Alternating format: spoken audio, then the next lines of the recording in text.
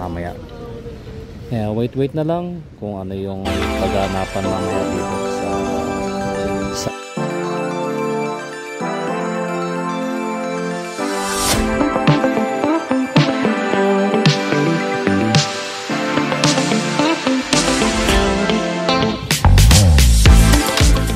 dami ng nagpipising na yan. Wala nang ligtas ang mga dadaang isda dahil napakarami ng rad na yan. Pero sa ngayon ay wala pang nakakahuli. Ayon sa kanila, maaga daw pumasok ang sardines. Walang nakahuling sardines o matambaka pa. Kaya mamaya siguro ay pwedeng magkagulo yan dahil sa magsasabitan sila kapag oras na dumaan ng matambaka. Mamaya ay sigurado yan sabit-sabit ang mga rad nila. Kaya wait lang ako dito sa gilid muna. Kung sakaling dumaan sila ay pwede tayo makabili na lang ng ating pamain mamaya. Kaya wait na lang kung ano yung kaganapan mamaya dito sa spot nito. So ayan yung spot na yan, ayan yung taas ng building.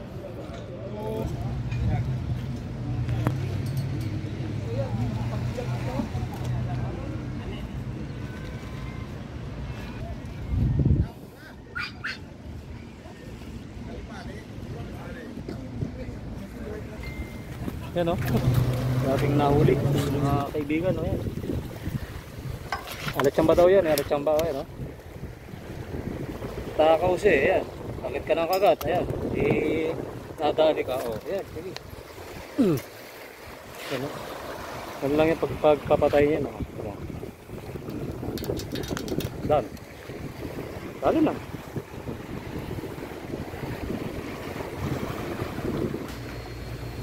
Yun yung pamain na natira.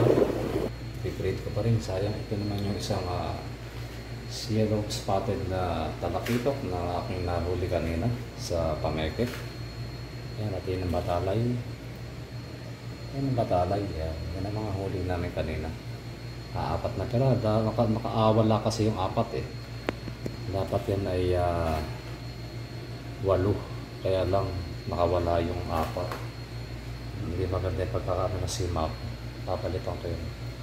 Yan, yung talakitok, ayan. Ayan. Okay, thanks for watching. Kailangan po muna maglibang. Maglibang saglit. Para naman mawala yung stress natin. Libang para naman maibsan yung ating kalungkutan. Ayan. Kaya salamat pong muli sa inyong lahat sa walang sawa pagsubaybay sa YouTube channel ko. Magandang umaga pong muli at ingat po kayong lahat. Bye bye.